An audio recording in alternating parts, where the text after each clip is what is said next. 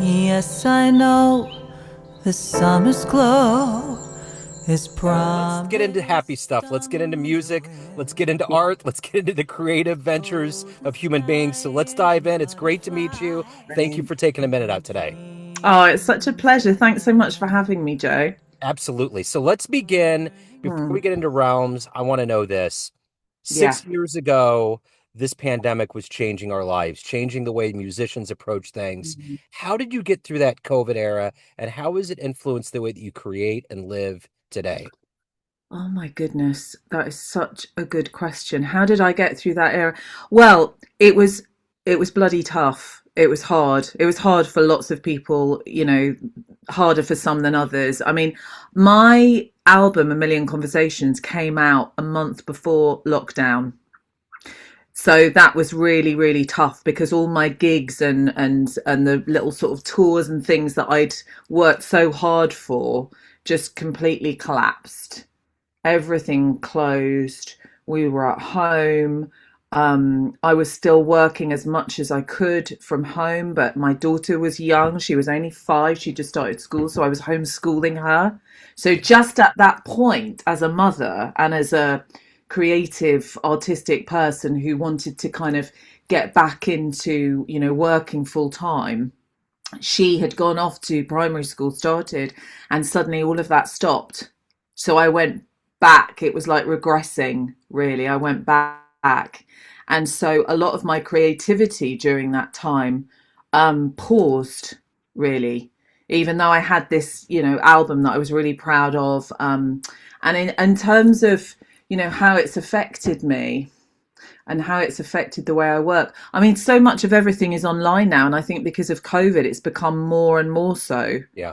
And I think a lot of venues have suffered so irreversibly because of it. And the way that we exist far more online because we had to in COVID, it's like become part of our psyche. This constant being online all the time. Even the fact that we're doing this now, a few years ago we wouldn't have been able to do it. Yeah.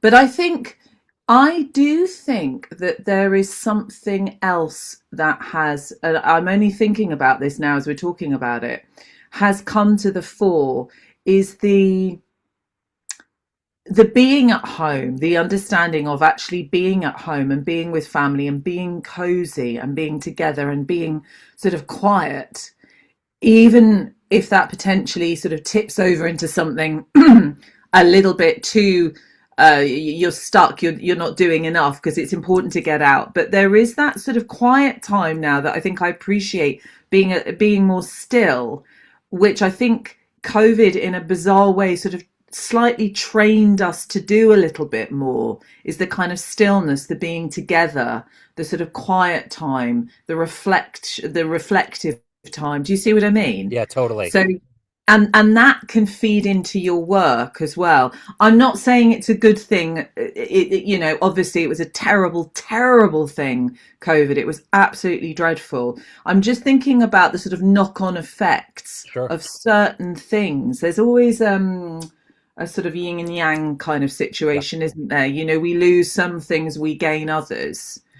Um, but I think the sort of, my husband and I used to sort of tag team looking after our daughter, and there's sort of those quiet moments where it's sort of contemplating, thinking about work, being very still, not being able to go anywhere.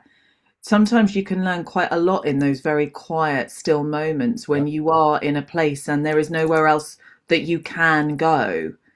And this kind of focus happens to you, which certainly when you're working towards something is important. It's a very long answer to your No, question. no. I like it. And sometimes it's something that people don't think about a lot. So you start kind of collecting these things and new revelations come in.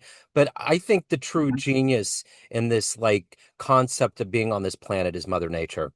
And Mother Nature actually had a minute to kind of unclog. Like Beijing skies got clean, the Venice Canal cleared up, all of Yes. these levels of smog. I know there were cities, LA and Albuquerque and some other places that totally cleaned up. I mean, I used to see There was a rural road that I worked on, that I still work on, that I went down. One day I saw a dog chasing a deer. You never would have seen that. Like the earth slowed down enough where the dogs were finally Yeah. like, wait, what are these animals that are finally coming out because all the humans are quiet? It was like there was this kind of domino effect of the hierarchy of nature that became egalitarianism for 1 minute, and everybody Yeah. just was together Yeah. in a Walt Disney movie, you And know? that was an amazing thing, that nature sort of came back. I mean, Yeah. there was one beautiful, glorious moment where a woodpecker flew into our London garden. Yeah. It was extraordinary. There were Yeah. no planes in the skies. You know, nature got a break. It needed it. Let's face it, it needs it. It It permanently it yeah, permanently needs it. Let's be honest. it And does. I think, and I do think, one of the, I would say one of the themes of Realms is nature. Yeah. So definitely, maybe subconsciously, some of that kind of got put into the new album. But yeah, the fact that nature had a break and continues desperately to need a break, it was extraordinary. Some of the things that we saw, Yeah, really incredible, absolutely. unusual, and things that you wouldn't expect to see, Yeah. particularly living in a city. Yeah, for sure. So Yeah. let's jump off that high dive board into the water with Realms. Let's Yeah. get fully into it. Besides nature, what was kind of the overarching artistic idea, and how does it feel on a visceral level to have this out in the world? Well, it's a wonderful feeling, and I've been getting some great feedback, some lovely reviews, some beautiful comments from people who've bought the album, downloaded it, streamed it, and that is an amazing feeling. And within me, I feel a release. Sorry if that's a bit of a play on words, but I do Yep. I do feel the album is released and I'm released. I do feel a great sense of release, that all these songs that were swimming around in my head for so long finally came out. And I think in terms of um, the creation of it, I had been wanting to do another album for a few years, and people had been asking me about it, and I was like, yeah, it's coming, it's coming. I've got this song here, and that song's half finished over there, and this one's kind of, oh, I'm kind of creating something over here. And I had a whole sort of host of, some finished and unfinished, and some kind of still in my imagination. And I sat down one day and I said, right, this is the time. Now is the time. I've got this bunch of songs I need to finish. This one needs a middle eight. This one needs that. This one needs this. And I sat down at the piano for several weeks, and I just tailored, tweaked, finished everything off, practiced it, rehearsed it, tweaked it some more, rewrote little bits here and there. Some of the songs came really, really quickly. Some of them took ages and ages. There's always a song that drives you absolutely flipping crazy. Yeah. You just can't quite finish. There were one or two maybe a bit like that, but I just knew that I had another album in me. I know that I've got another album again that's going to have to come out, but I had a particular collection of songs that were very eclectic. I thought, goodness knows how this is all going to fit together, because they are very different from one another. But I like that. That's the way I work. I don't know how to write any other way, um, but eclectically. I am jazz influenced, but what is in me just naturally comes out, whatever that may be.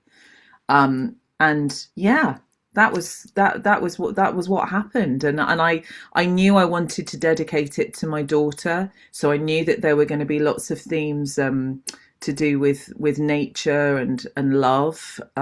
She's a real country girl, really, even though we're living in the city. So a lot of that influenced my love for her, and her love of the country side, and sort of other elements friendships, relationships, the past, other people's worlds all came into one to create realms. So there we are. So I'm always curious when you get on this blitz of talking to the media and the press about Mm, albums. You've made it, you've refined, you spent hours on one song, if not the whole project, and mm, then you release and then you talk about it. I wonder, is it nostalgic to go back to that chamber in your head because you've already moved on to the next thing? You're really looking in the rearview mirror right now. How nostalgic is it to revisit this? What does that mean to step back because you're already looking forward I mean, in the most mm. existential way? I suppose being a very nostalgic person, it suits me very well. Yeah. So I'm very comfortable going back into the past. I mean I live in the past. I quite happily live in the past. Probably to my detriment. Right. I mean I always thought I was from another time anyway. But Yes. I mean ever since I was a child I was convinced I was meant from, many years before, decades, another era. Um so I'm very happy reflecting. I'm very happy going back and being nostalgic and thinking about it. And actually, sometimes, I was talking about this on a gig the other day. Sometimes you write a song and you don't always realize what it's about until you're halfway through writing it, or even until it's written, until it's done. Yeah. And sometimes I go back and I think about a particular song and I think, yeah, actually, maybe there's something of that part of my past in that song, or maybe when I had that experience that influenced that little section of that song, or so I'm really happy, going back and analyzing. And obviously as I continue to perform the material quite extensively, more comes out. Even I might even decide at some point to kind of one or two of the words I might sort of change slightly for a live performance, or I might sing a section slightly differently or put in a different rhythm for one particular bit, very only subtle, very very subtle little things. But the more you perform, the more you discover about your material. Yeah. It's so important to do that because you're bringing something fresh, and you should do every time you perform any song, whether it's your own or someone else's. So I think I've slightly gone off on a tangent there. No, you're fine. You're fine. I'm going to hop back on that nostalgic tram to the past. Let's go Yes. all the way back. How did this love of music, singing, songwriting, jazz, this career in music, how did it begin? How did it become your destiny? Well, I had a mother who was crazy about jazz, and she had all these old records um, in our house. And she was an antique dealer, and she used to go off and do these fairs sort of all day. And when I was a teenager, I was grown up enough to be left alone to my own devices. And I would close all the curtains. It didn't matter, winter, spring, summer, whenever it was. I'd close all the curtains and I'd put these records on, and I'd just lie on the sofa and dream or dance, depending on who was on. And I used to pretend that I was singing in a jazz club, or that I was a dancer, or that I was a musician. I played an instrument of some kind, maybe the piano. Um, and so that really um, accessed my imagination and kept that going. And I always knew from a very young age that I wanted to be a performer. And I went down the acting path. So that's what I went down first. And then I got into singing. I was in a theatre company, and my one of my colleagues' flatmates or something, he was in a band, and his singer had gone away, and they didn't have anybody. So I stepped in, and I got the bug. I got hooked, and I loved it. And then I started singing more. And then I kind of got an acting job, and then I started acting again, and the singing sort of took a back seat. But eventually, through sort of circumstance and coincidence, I ended up getting more into singing, and that's where it took off for me. And then I started writing my own material, and that became my big passion, and it continues to be so. But I always knew that I was going to be a performer, always, of some kind or another. Um, So I'm curious, in the mm, very beginning, what was the first live jazz show you saw that blew you away, that got stuck in your brain? the first live jazz show. Either the first one or the one that was seminal, that like maybe made you want to do it or informed the way that you approach the stage in some subconscious, profound way. Oh my gosh. Okay. So I think, to be honest, because when I started performing, I never had much money, I would go to jazz jams more than anything else and be interested in people, sort of different people, different voices, the way that they would approach music. And I would see some that were very sort of nervous and shy, and then I would see some that are very, that were very, very open and incredibly confident. Um, but I can tell you about two shows that I saw. There was one I saw. So Sarah Jane Morris, who I love, she's actually become a friend, which I'm very glad to say. Um, I must have been in my early 20s when I saw her, and I was acting at the time. And I remember thinking about the idea of freedom on stage. So I used to do a lot of experimental theatre, and that way of being totally free and letting go of your vanity and just filling the space with the power that you have as a performer and giving that over, not worrying about, obviously wanting to entertain, but that kind of authentic self, that genuinely authentic, unique thing that we all have, where you are offering that as a gift to your audience.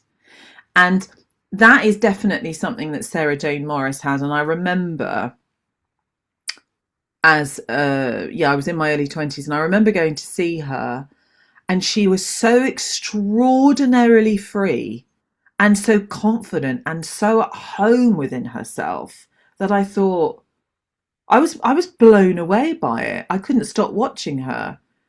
I must send her this interview. Actually, I hope she likes it. She likes the fact that I mentioned it to her. So that's Sarah Jane Morris.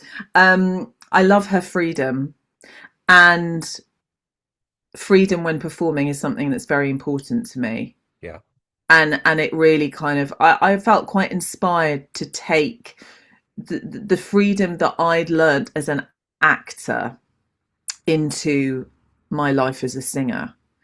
And another gig that I saw once, a jazz gig. I mean, I've seen many gigs, but if we're being really specific and talking about jazz, Kurt Elling, I saw a gig with him at South Bank that I've never forgotten. It was extraordinary. He must have been on that stage for 2.5 hours. He didn't drink one drop of water in the whole time that he was there.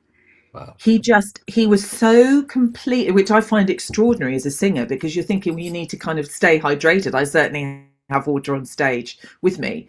He was so contained and in his world. It was almost like a meditation. It was almost like he was meditating when he was performing. He was so thorough, and so he wasn't distracted by anything, and he was absolutely present, 100% present. it was a really fascinating experience because it wasn't that he was just vocally extraordinary. Every move he did, every single thing that he said, the way that he inhabited the stage, it was almost like he was molded into it and he needed nothing else. No props, no glasses of water, nobody handing in the microphone, nothing. He was just present, totally there in his world. And I found that really hugely admirable and inspiring. And yeah, I thought it was an extraordinary way to just be Yeah. on stage. Yeah. So what do you look forward to every day you wake up as a creative, as an actress, as a singer, as a songwriter? What is it that's the best part of living this life? Well, it certainly isn't going on social media every 5 seconds. It's like, look at me, look at me, look at me, look at me, look at me, love me, love me, love me, love me. More, more, more. Yeah, more, more, more, more. I just, yeah, that for me, I've got used to it now. I've got used to it, but it took me a long time to get used to it, and that was hard. But for me, it's the minute I get that hook. I think I've got a hook. I've got something. I've got something. I've got a hook. And it's going to be great. And I'm on the edge of a new song. And I'm going to sit down at the piano tomorrow. And I'm just going to take as long as I need to get that song out. Maybe it'll come quickly, maybe it won't. But that is songwriting for me is so incredibly exciting. I mean, any kind of creative work. It could be anything, but songwriting has become my absolute joy and passion, and I can't imagine never not doing it. I mean, when I write, like at the moment, I was sitting at the piano the other day, and it was a really sunny day, and I just had the doors open. I could hear the birds, and there's music in nature. You know, the birds are singing, and I'm there sitting at the piano, and the sun's streaming in, and I'm I'm well fed and watered. I've got a nice home. I'm safe. I feel so incredibly lucky and privileged to be in that position, you know. And I'm sitting at the piano and I'm tinkering, working out the chords, working out what I'm going to do, and making my art, and surrounded by lovely things. And I just feel incredibly privileged to have that, and also to work with such amazing musicians. You know, when you write new music and then you say to your band, hey, I've got a new song, let's try it. And then they try it, and then they do something amazing with it. They say, should we try this bit? And they do it, and you're like, oh my God, I'm melting. It just feels incredible. Or when someone else sings it. I actually had somebody the other day send me a recording of them singing The Jester and the Jewel. They were playing it on the piano and singing it. That was amazing. Yeah. Yeah. It was just wonderful. So the creative process, I mean, I look forward to every day the possibility of, getting that hook, sitting down at the piano, starting to write on something, or even the creative process of, the putting the artwork together for my album was just such a joy. I had it in my head. I had it in my mind, my imagination for months. And then to see it come to fruition, and to see it, exactly as I wanted it, and to be part of that, even though I'm not an artist, but I could see it. I could really visualize it. And I work with people who could make that happen. And that was just, yeah, there's so much creativity into putting an album together. It's incredible, and so much scope for you as an artistic person to kind of delve into other creative elements Yeah. other than music, which is a real pleasure. For sure. So, Rachel, everyone has a perception of you, family, friends, Yeah. fans, colleagues, business people, everyone in all these bubbles, but you run the show. What's your perception of you? Who do you think you are? Oh my God. Oh, what a question, Joe. This is the therapeutic part of the interview. Okay, right, we're going Freud or Jung, I'm not sure. Okay, so what's my perception of me? Wow.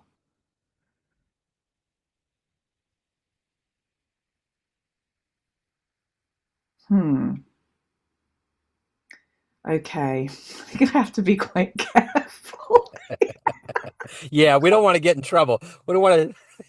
My perception of me. Okay, so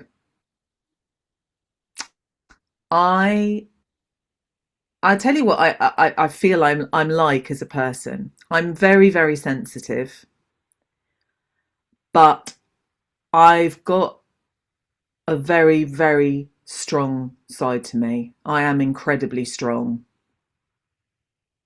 I'm also incredibly sensitive. So it's a conflict. I feel pain very easily. I feel the pain of other people very easily. And I'm actually very glad that I do. I'm very glad that I do. And particularly the world at the moment, I'm really, you know, my pain is nothing compared to other people's, but I'm really feeling for an awful lot of people right now all over the world. So I'm very sensitive. I think it's a good thing. I'm glad that I am. It feeds my work enormously. I'm very, very strong. I can be quite tough when I need to be. And I think that's something that I've developed over time. Not tough in an unkind or unpleasant Sure. way, but when I have to be strong, I'm really, really strong. And that's something that has come over a long period of time.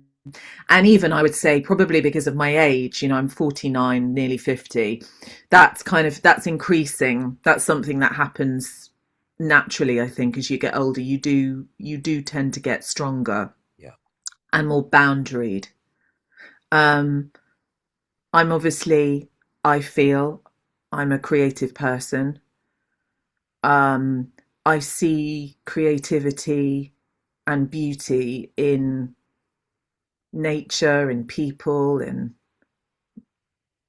family, um, in relationships, in nuance. Um, I like to think, and I hope I am, and I always try to be kind. Yeah.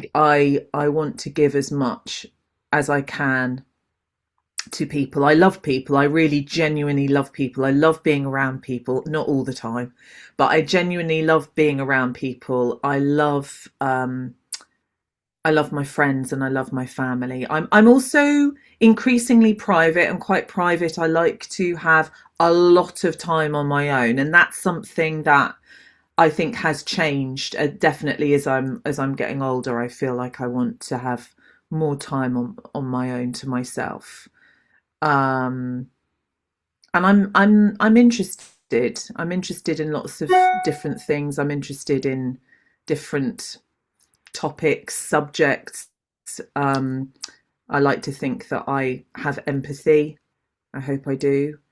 Um, and I'm a bit of a perfectionist, and I'm also a bit of a pain in the backside sometimes. Uh, I can be a bit impatient, irritable, short-tempered, snappy. Who can't be? Right. But I always say I'm sorry, and I always do my best to make up for it. But I try to live my life with a lot of love Yeah. and gentleness and kindness, and I try to be a decent human being, and I think I am. I hope I am. Somebody else out there might say, no, you're not. But I hope not. I hope not. And I hope that's reflected. I hope it's reflected in the album. Yeah. That there's the empathy and the emotional intelligence, I hope, is reflected in my album. I'm really aware that I'm going to stop talking now because I don't want to kind of come across as if I love myself. Right. No, you're good. You're good. So Realms is the new album, and it will be more expansive look into your world. Is Bandcamp the best place to pick it up? I know it will be streaming, but where can Yeah, people buy a copy? yeah. So in terms of buying copies, 33jazz.com. So 33 Jazz, run by the brilliant Paul Jolly, amazing man. He's been doing this for so long. He's helped so many independent artists. That is his record label, and you can buy a copy online there. You can also buy a copy on Bandcamp, and you can download from Bandcamp, which is really important Sure. because the artist gets the money. Yeah. That's why I always like to push Bandcamp. So I will Yeah. put all of these links in the show notes. Rachel, it was so great to meet you. Thank you so much for taking a minute out. Best of luck on the release. I appreciate it. Thank you, Joe. You Really, bet. really appreciate you having me. Thanks so much. Yes. Really nice. Yes, Great questions. absolutely. Thank you. Neon Jazz.